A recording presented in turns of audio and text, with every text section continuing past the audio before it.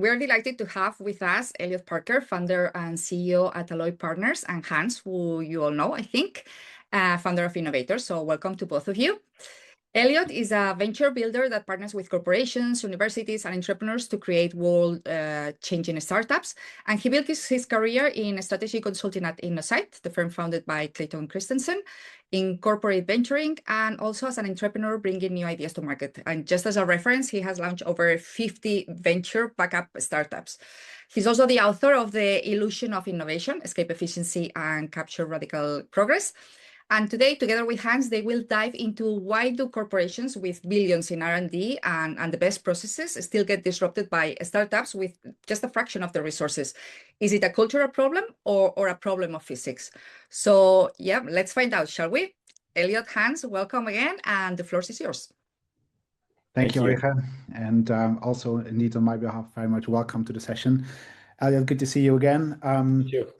This topic keeps on fascinating me, and I think we will be getting closer to solving it by the end of this call. At least that's my ambition. So, as Eugen mentioned, you wrote this book called The Illusion of Innovation.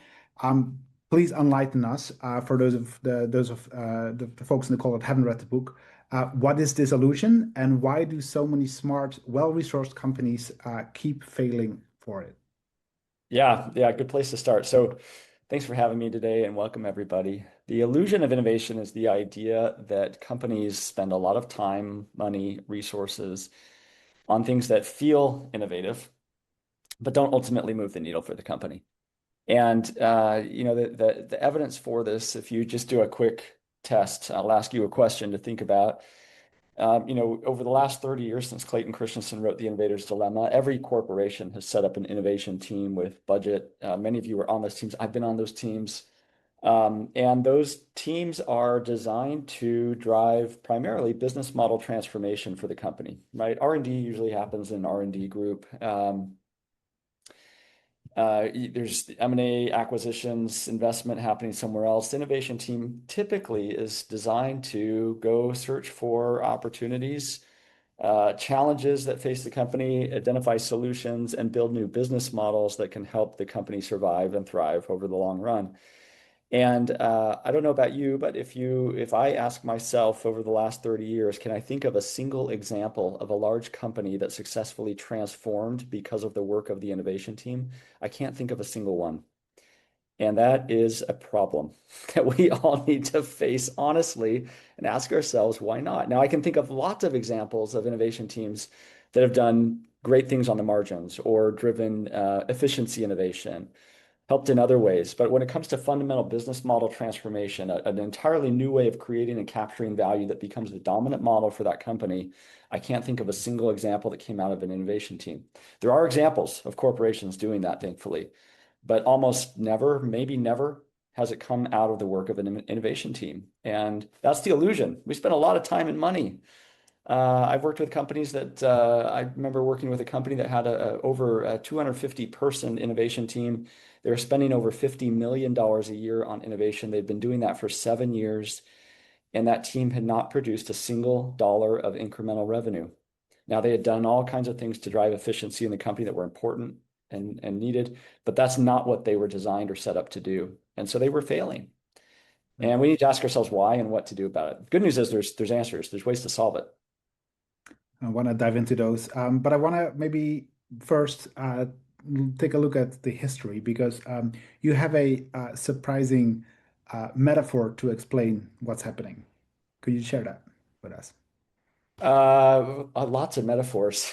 Which one did you have in mind? Well, it's the one with Isaac Newton. That's the one I'm with Isaac Newton. Yeah. Okay. So yes, it's a good example.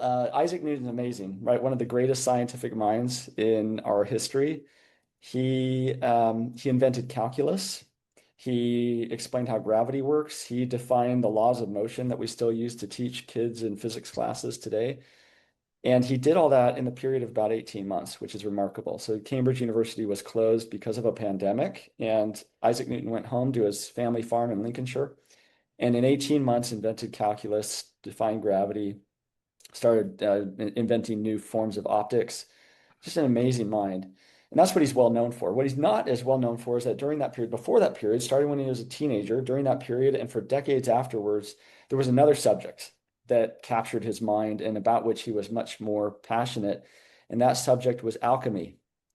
And Isaac Newton wrote almost 1 million words on the subject of alchemy. He believed that you could, with the right pressure, heat, process, turn base metals into gold, that you could change the nature of the atoms, change the nature of the metals. And he tried very hard and never succeeded, because you cannot change the fundamental nature of an atom. No matter how much heat, pressure, process you apply to it, you can't change the number of protons in the nucleus. Lead will remain lead. And for me, that is a lot like the way that we do corporate innovation. Corporate innovation is a form of alchemy, because what we're doing in these corporations is we are trying to help and enable employees in these large organizations to think and act like entrepreneurs. And the incentive systems and the conditions are just not such that it allows that, it permits it. It doesn't work. It's alchemy. It's a false science. And it's much better to access the gold to begin with. It's out there. It's just not necessarily inside the corporation. To start with the gold rather than try and start with something else and turn it into gold, it doesn't work. You identified 5 properties that no large company can replicate, building on this metaphor. Could you share those with us? Yeah, if I were to define what is the atomic unit of innovation, it's not a technology, it's not a team, it's not a process. It is an entrepreneur inside a startup, a very specific kind of human being operating inside a very specific type of structure.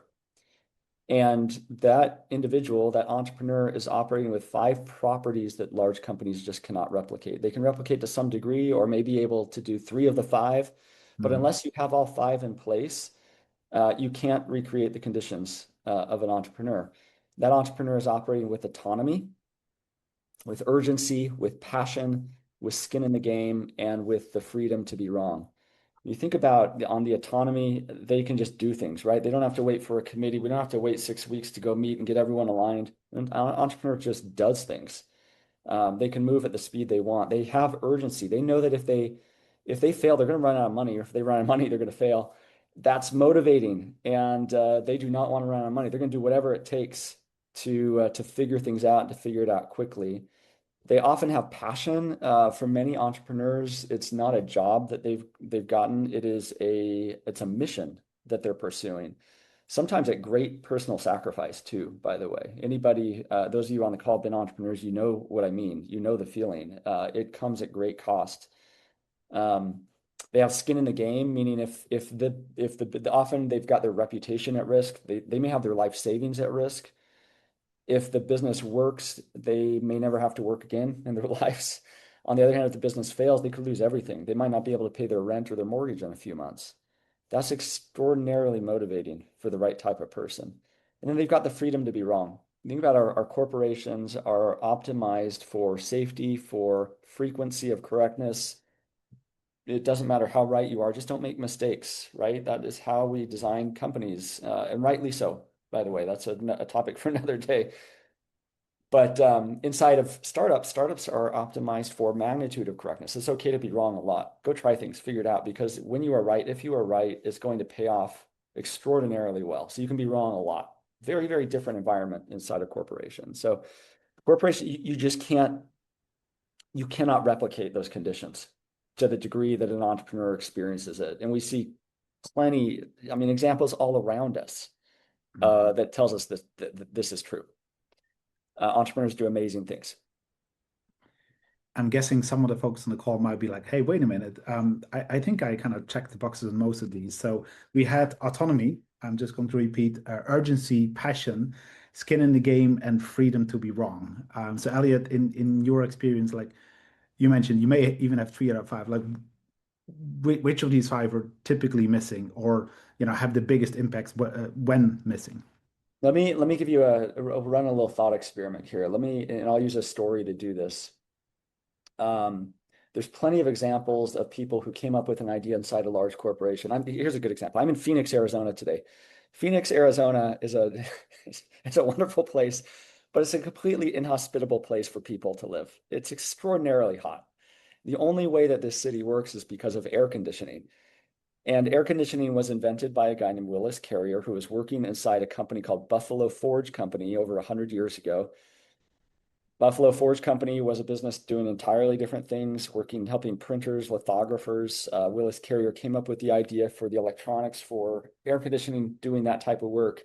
Had this amazing idea. The company started investing in it, ultimately decided not to pursue it. It felt too risky. Willis Carrier spun out, created an amazing company that's still around, Carrier, and built a technology and industry that changed the face of the planet. In remarkable ways. Another example, so you couldn't do that inside the corporation. The corporation, rightly so, was choosing to be careful, taking too long, pursuing a business that was proven, not something that felt uncertain. Another example, just a thought experiment. I like the example of Sara Blakely. She's an amazing entrepreneur. She built a company called Spanx. She started in the year 2000. She was at the time working in Florida selling fax machines door to door. The type of person who can get up every morning and sell fax machines door to door is a special kind of person, first of all. But she had, $5,000 in savings at the time, and she had an idea that she could not get out of her head. And what she was doing is she was cutting off the feet of her pantyhose and thought this was a great product that she was making herself, and thought surely somebody else has built a product like this that I can go purchase. She looked and couldn't find anybody. So she started calling hosiery mills in North Carolina in the US, where there's a lot of these manufacturers of hosiery, and none of them returned her calls. One finally did. The guy who returned her calls said the reason he did was that he went home that night after talking to Sarah, told his daughters about Sarah's idea, and they said, "This is brilliant. You should do it." So he did it. And, the story's amazing. She didn't have access to the buyers at the department store, so she just had to talk her way into it. She famously showed up at the department store, Neiman Marcus, one day, showed up at the front desk, asked to meet with the buyer, talked her way into it, and then convinced the buyer to go down to the restroom and try the product on in the bathroom stall. So she's a remarkable person, right? And she was doing this because she had the urgency, autonomy, skin in the game, all these things. In 2012, she was named by Fortune magazine as the youngest self-made female billionaire in the US. Her company was incredibly successful. All right, so that's the true story. It's amazing. Think about a parallel universe where there's a corporate Sarah. Sarah works for a large consumer packaged goods company. She works on the 4th floor. She has the exact same idea for this product. She takes it to her manager. Manager says, "Why don't you write up a business plan for this?" She writes up the business plan, submits it to a manager. Manager takes it to the innovation committee. The innovation committee deliberates. In the meantime, the corporate lawyers say, we're a little bit nervous about the patent landscape. The marketing team says, "We're not so sure about the brand name." The finance team says, "We need a 5-year forecast before we invest anything." She submits a request to go on a trip to visit Neiman Marcus to go see the buyers and do her customer research. The trip gets denied. Her manager gets transferred.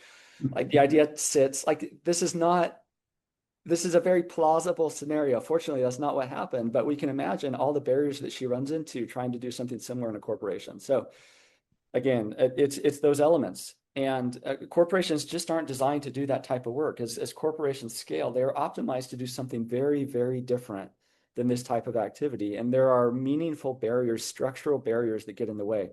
Corporate Sarah and the real Sara Blakely in these stories are equally intelligent. They're equally creative. They're equally capable. But the conditions and the incentives are very, very different in which they operate. I'm going to poke you one more time because, of course, we also have corporations that have corporate startups, and there is, entrepreneurs and all these fancy titles. Like, is that still not enough? It's not. Corporations can build ventures and build new business lines. They do all the time, and they should. That's a fundamental part of growing a business over time. I just think that we miss the mark when we call these things corporate startups. There is no such thing as a corporate startup. There's just not. Anybody who's started a company and felt the terror of meeting payroll as an entrepreneur knows that it is a very, very different set of circumstances when you're running a new venture inside a corporation. Just think about the incentives, for example. If you've been in a position to run these ventures, like we said, just take one of the 5 things. If you are successful with your new venture inside a corporation, you might get a nice bonus. You might get a nice performance review. You're certainly not going to make more money than the CEO next year. And then if it fails, that's all right. We'll try again. You still got a job here. In neutering both the top side outcome and the bottom set of outcomes in terms of the incentives for the person leading a corporate venture, you also neuter the wild variability in outcomes that you get in a startup. Now, a corporation should be, that's good. You want the corporation to preserve itself. Most startups fail. You don't want a corporation to fail. But that we just have to recognize that neutering of the incentives creates very, very different outcomes than you get in a startup with a well-incentivized, passionate entrepreneur. It's just not the same thing. And I think we kid ourselves. In fact, not only we kid ourselves, we do ourselves a disservice in trying to pretend that it's the same thing, because to pursue and build a venture inside a corporation, it requires a very different set of structures and processes and governance and incentives and even talent. And by calling people entrepreneurs and calling these corporate startups, we're fooling ourselves and we're doing it wrong. These are very, very different things. So if we cannot build inside, what should a corporation do? You can build inside, just recognize how to do it. What I'd argue is that, again, most of the time when we see business model transformation of corporations, it's not coming from an innovation team. So step one is recognize, what is an innovation team good for, really? And it's innovation at the margins. It's efficiency, it's product innovation, the types of innovation that corporations do very, very well. Business model innovation is very, very hard for corporations to do for all the reasons we understand. Ironically, I was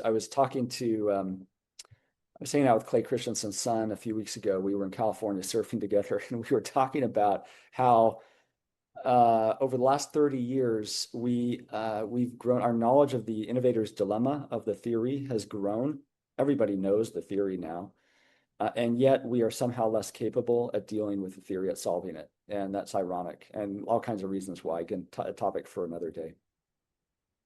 But so recognize what an innovation team is for, recognize what the corporation is optimized for, go do those things, and don't fool yourself with that illusion of innovation, doing things that a corporation just really can't do. The good news is you can access the atomic unit of innovation. Those entrepreneurs like Sarah Blakely are out there. The corporation, especially now, by the way, in today's world, we need to think about corporations more as a goal of coordination rather than control. The old model for a corporation, we thought about it like a machine. Everything was run through the machine. We turned the dials to change the quantity and the output, quality and the output on the machine. That's not true anymore. Corporation, we ought to think more as a brain today that gathers knowledge. Employees of that corporation query the brain and do things. That brain is designed to coordinate outside entities more than control them internally. And there's lots of good research to back up that thesis, by the way. We're happy to talk more about that. So accessing the atomic unit outside the corporation, you do it through 4 ways. You can invest in startups, you can acquire them, you can partner with them, or you can build them from scratch outside the corporation. All 4 are good, very different paths, pros and cons, and tension, by the way, involved in each. Most corporations underuse or misuse all 4 of those. Can you share indeed a bit more let's say the details, the nuance on those 4 models? Yeah, so investment. Most corporations these days have a corporate venture capital team, or they will make investment in startups. I began my career decades ago working in corporate venture capital in the early days when we made all kinds of mistakes back then. And investing in entrepreneurs and startups can be a fantastic tool for understanding what the future looks like. And you're leaving the atomic unit in place. You're not bringing it into the corporation and squashing it, but you're opening up a window to what that entrepreneur is doing and seeing and learning lessons, developing optionality for the corporation that you otherwise would not be able to get. It can be a really powerful tool. The challenge is the tension is that most corporations in doing venture investing prioritize strategic returns over financial returns. I think that's wrong. Because what happens when you prioritize strategic returns is you are investing things where, for example, there's got to be an obvious tie to the core operating business today. Often you'll see investment teams that have to go find a business unit leader to sign off on an investment. The best performing corporate venture teams act like a traditional VC, where financial returns come first and strategic returns are an outcome of that activity. And that enables the teams to go invest in things that feel a little bit weirder and out there, which is what the purpose of that activity should be.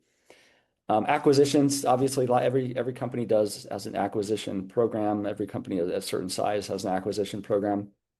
It's a fantastic way to immediately and quickly bring in capabilities, technology, market position, customers by acquiring a company and bringing it into, grafting the branch onto the trunk of the bigger tree. But we all know the risks, right? A lot of acquisitions fail because think about what you're doing, all the conditions that enable that entrepreneur to thrive in the startup, all the things we talked about. Once you bring them inside the corporation, you are removing those conditions. They no longer have autonomy. They no longer have skin in the game in many cases.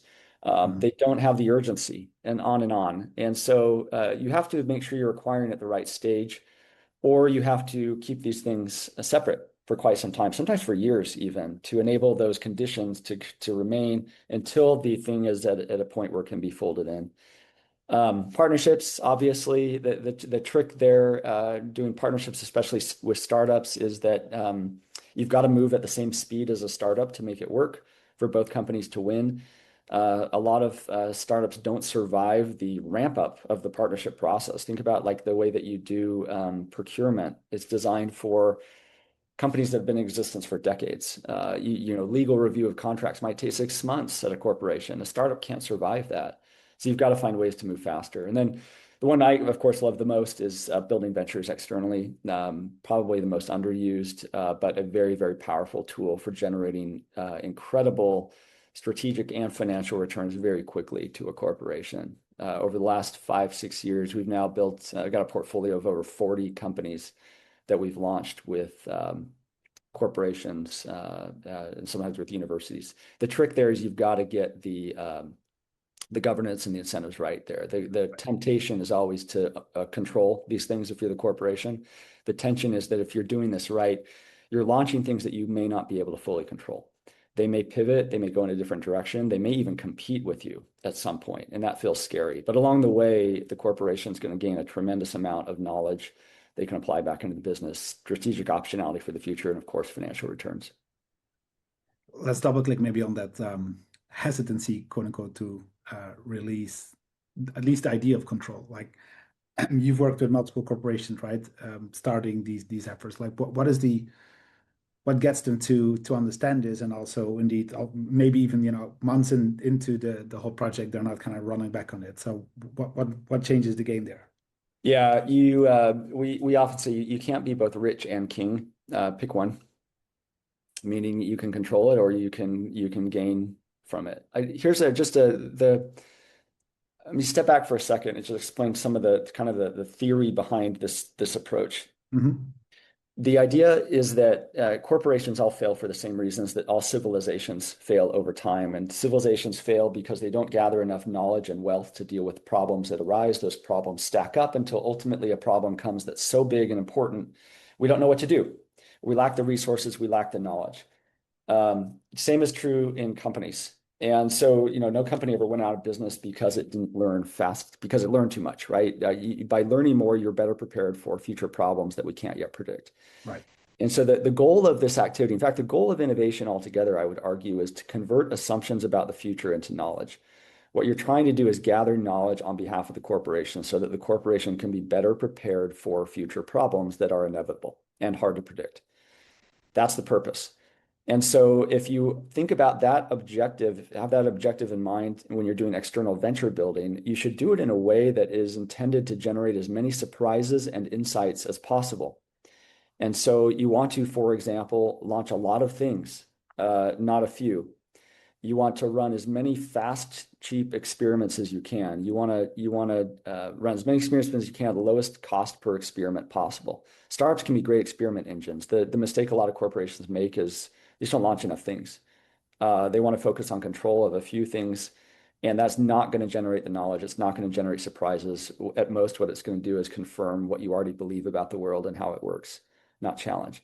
So you got to launch a lot of things. Doing this where you don't have control, you're more likely to get surprises and see anomalies. By inviting other investors to participate, those investors you're in a better position to make good judgment calls about what has real value. Those other investors come in and can accelerate these companies in ways that the corporation may not be able to, and you're going to learn. That's the objective. You're going to learn. Hopefully it produces a financial return along the way. It should if you're doing it right. But the main thing is you're wanting to learn lessons you can apply back in the core business. So then how does that link to giving up control? Because I guess, you may get some financial returns. You got the goal is learning. I'm not sure how many, let's say, execs that are supposed to sign off on this will accept that as an outcome. Yeah. Now, to be clear, there's certain types of ideas where you don't want to give up control as the corporation. If it's something that is strategically critical to the corporation's future, control it, own it, do it right? You know what you need to do, just go do it. I'm talking about the types of opportunities, ideas, challenges that are strategically interesting, not critical. We're not sure how this is going to play out. There's a lot of ambiguity. We're not sure what to do. If it works, it could be really important. We're not sure if it's going to work. Those are the types of things where you want to go run those experiments, enable entrepreneurs to go quickly, autonomy, all those things. You don't want to control it. You want to be surprised. You want to be challenged in your view of the world and how things work. And we've got lots of examples of that in our portfolio. And then linked to that, so one might argue, as a corporate exec, you may argue as well that so many startups, eventually die, they don't succeed. So there might be this idea that if we control it, we may increase the chances of success. So whether that's probably it's not true, but if that's the sentiment, how do you deal with that? Yeah, the opposite is true, actually. Yeah, the early stage ventures are what we call power law asset class, right? It's where you, in a portfolio of 100 early stage ventures, a handful are going to pay for the entire thing.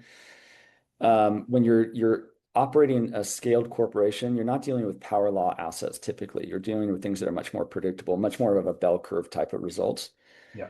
And you need to behave differently in each case. When you're dealing with a power law, you need to try a lot of things because you cannot predict ahead of time which are going to work. And no matter how smart we are, how good and capable we think we are, when you're dealing with truly disruptive, transformative early stage ventures, if you control them, you are inevitably going to make mistakes. You can't predict. If I look at our own portfolio, our top companies in our portfolio, many of them are things that I wasn't even sure we should launch or that pivoted away from their initial model pretty dramatically in some cases because they were incentivized to do so. And they found a path to extraordinary value that we never could have imagined. We could have sat in a room with a whiteboard for a month and never figured out the model that they stumbled into by going and trying things. So when you control it, like as a corporation, you're making that startup, you're neutering the incentives, you're probably making the startup work with your internal legal team, you're making them run the branding through the marketing team. It starts to slowly or quickly look a lot and operate a lot like the corporation. And as a result, do things that the corporation does. You're missing the point entirely if that's what you're doing. It's a waste of time and money. You're pursuing the illusion in that case. Right. Illusion gets from both sides. And I also hear you say that it's a portfolio game. It's not about the individual venture, right? Right. Absolutely. Yeah, you need a very big portfolio to gather the insights. You just cannot predict ahead of time which insights or which ventures, which experiments are going to matter most. I know there's quite some entrepreneurs, startup leads on the call, so I would love to hear some questions or some comments in a bit. I have one more question for you, Elliott. I think was it last week there was this one guy, at least the story was this one guy that launched this 20 million company with I don't know how many agents. And I think also you at your blog you shared something around how a venture studio operator I think was working with 9 or so agents to build new venture. So when AI is decreasing the cost and with that there's a lot more, let's say, options that you can pursue. How does that influence this game as well? Yeah, it influences it tremendously. This is the best time ever to be building new ventures. 100 years ago, a guy named Ronald Coase won a Nobel Prize for explaining why companies exist, right? He said that in a perfectly efficient market, we wouldn't have companies. We'd just all be individual actors doing things, coming together, solving problems, going our separate ways. But companies exist, and he said companies exist to manage transaction costs. What he means by that is the cost of acquiring customers or knowledge or people with skills, finding the right answers to questions. In our market is not perfectly efficient, and so there are transaction costs. And sometimes it's more effective to manage those inside the corporation rather than to let it play out in the open market. Well, with AI is destroying transaction costs, our ability to access knowledge, access people with the right skills, et cetera. And so we should expect the nature of corporations to change. In my view is that we're going to see companies become more focused on coordination rather than control. Like I mentioned, we'll see corporations get smaller in terms of people. We will also see corporations, again, the analogy more of corporation as a brain rather than a machine. And we are seeing that in our work right now at our level as well. Hans, you mentioned the venture studio we're running, that right now we have a venture studio we built with a consortium of corporations launched back in November. And the guy who's running that on our team, Ben, amazing entrepreneur with all the autonomy, skin in the game, all those things. He is currently incubating 10 companies on his own with over 1,000 AI agents that he's built. Each company has an org chart with job descriptions, a CEO at the top, all agentic, doing incredible work and moving extraordinarily quickly. What we've learned from that activity is that Ben matters a lot in the process. And the quality of the ideas that go into the front end of that funnel, the AI is not very good at the ideation. We need humans for that. But what the AI does is enables very quick validation so that we can move much faster on the ideas and know better how to prioritize our time, money, and attention. And it's just amazing to see. It feels like, absolutely feels like we're living in the future. And it's very hard. In fact, talking to a number of corporate leaders about what we're doing in that studio, very, very hard to imagine that type of activity happening inside a corporation right now for a lot of the reasons we discussed. So it's almost like AI amplifies the atom. It doesn't replace the atom. Yeah, exactly right. It enables it to move a lot faster.